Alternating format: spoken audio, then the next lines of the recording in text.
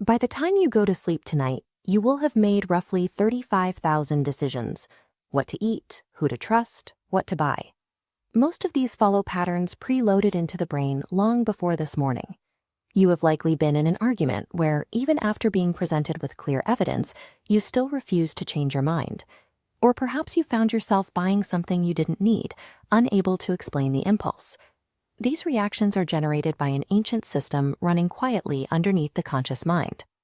Psychologist Daniel Kahneman won a Nobel Prize for demonstrating that the human brain does not operate on pure logic.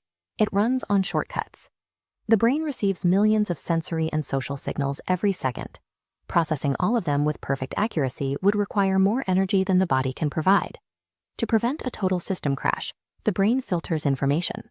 These filters are cognitive biases, biological mechanisms that favor rapid assumptions over slow, expensive calculations. In an environment of immediate physical threats, speed was more valuable than precision. When these biases go unnoticed, they allow us to build a logical-sounding story to justify a conclusion the brain has already reached on autopilot. Most of what we experience as objective reasoning is the intellect retroactively defending our automated survival instincts. To conserve energy, the brain uses confirmation bias. It actively searches for evidence that agrees with its beliefs while instantly ignoring counter-evidence.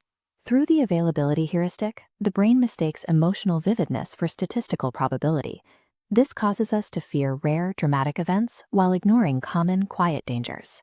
Anchoring bias ensures that the first number or piece of information we encounter traps our judgment, warping how we evaluate every subsequent value.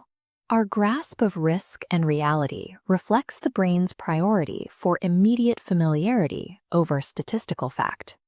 Loss aversion makes the pain of losing something hit twice as hard as the pleasure of gaining it. This biological weighting forces us to cling to what we already have, even when a better option is available.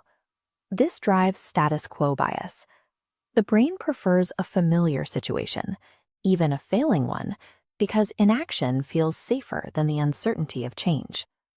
Through negativity bias, the brain is wired to fixate on a single threat or negative comment, frequently erasing overwhelming positive evidence.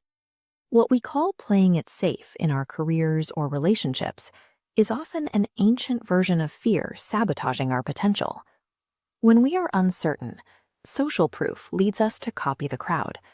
We assume the collective must know something we don't, even when the crowd is heading toward a mistake.